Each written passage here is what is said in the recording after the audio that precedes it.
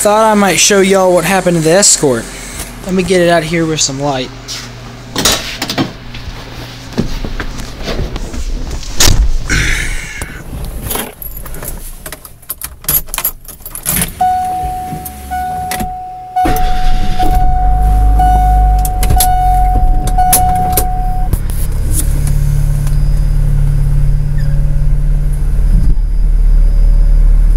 Still quite functional.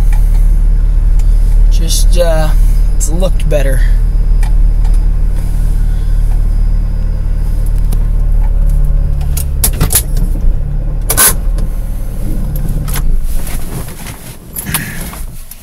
Gotta pop the key out with one hand. There you go. All right. Well, was driving to school the other day. Early in the morning, as I have to with school, going 55 miles an hour, and a deer decided it wanted to put its center of mass right here. I didn't even have time to hit the brakes, but we smacked it pretty good. I've been doing repairs for a couple days now. I'll release a video, I'm sure, of what it looked like when I crashed, but this was all bent in. The fan on the back of the radiator here, which is currently off, it got pushed back and over. It got jammed up under here and was up on the transmission. The radiator was considerably further. It has these little rubber mounts, and I think that saved the radiator from getting popped. Gotta take a comb to it though. This fender got hurt. But it's not terrible. I might be able to save it, or I will. The hood is gone. It's just not gonna happen. Oh, the grill flew off into the woods. I couldn't find it. This headlight over here, it was brittle plastic anyway, really old and brittle, and just it popped like a broken bottle. Just shattered everywhere, the mounts and everything, all this. I don't have any of the light over here. I did get this light, but the mounts all broke off in the impact. It was just dangling by the light. See, the mounts broke. But this one was in pretty bad shape anyway. It was the other one that was any decent, and same with this guy. He broke in a couple places. That's remnants from the wreck. More pieces I was able to save. But anyway, the functionality of the car, it still works. It's just as of now illegal to drive because of the fact that I don't have headlights.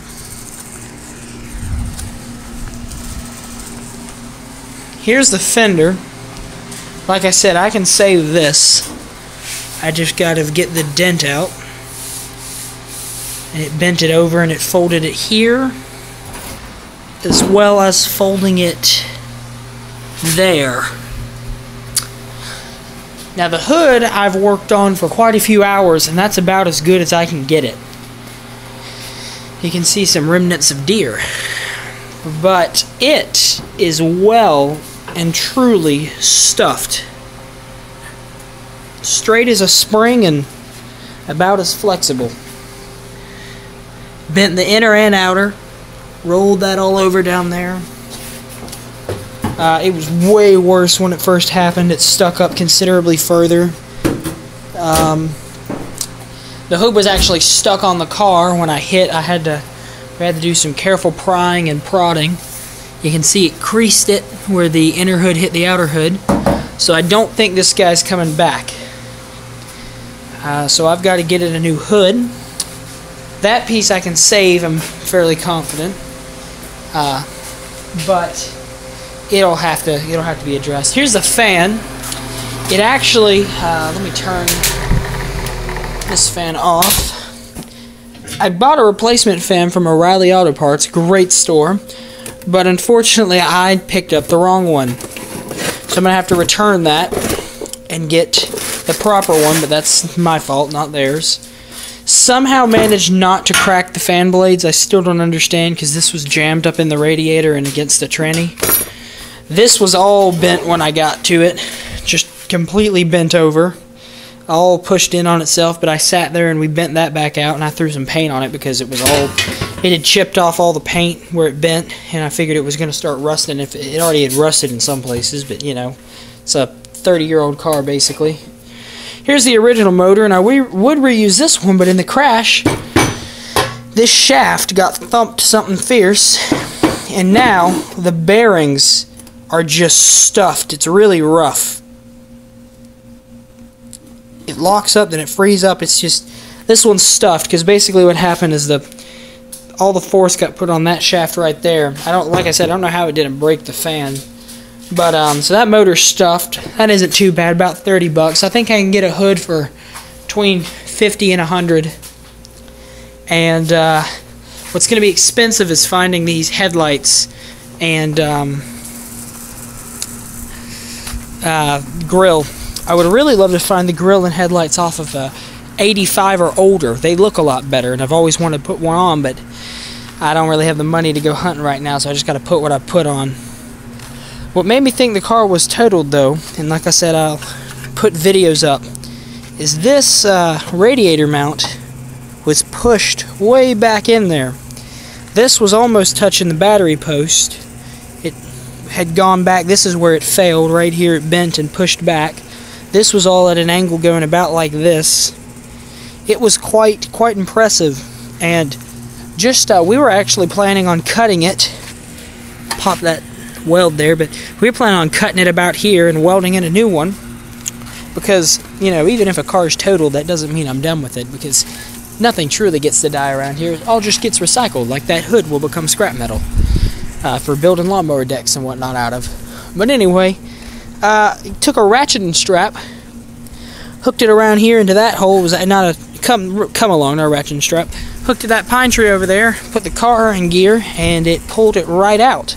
We got a tape measure, went from that corner to this hole right here, which is about right there. Got 39 inches and some change.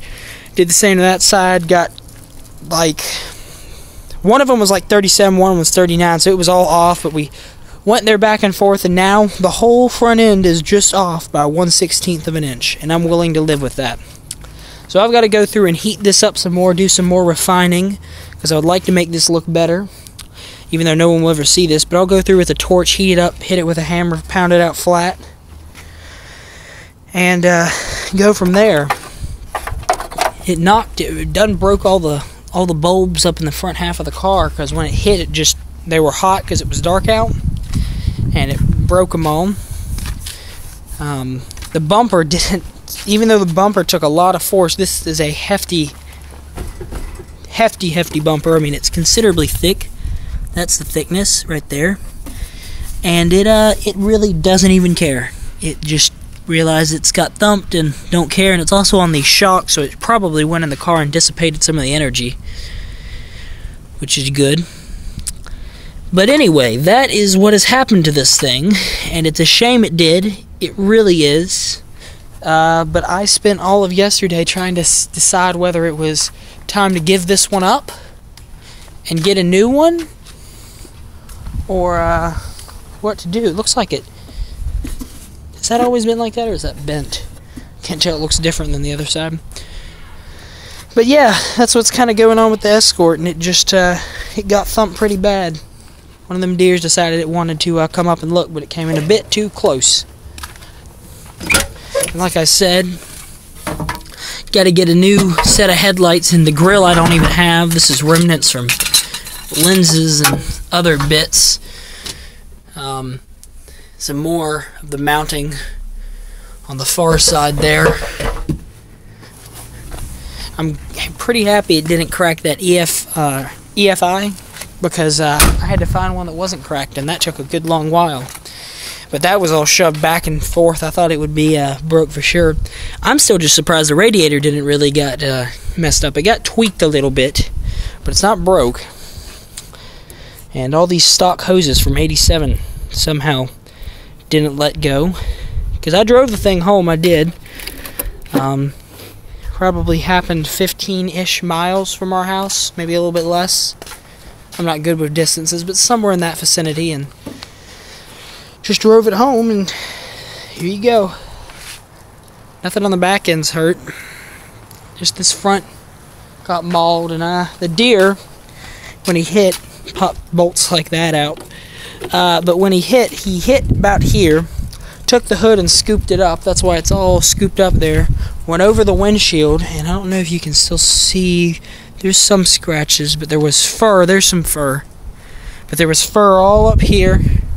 He went over the top. He did that with his hooves because he went over because I had a friend behind me driving and saw it.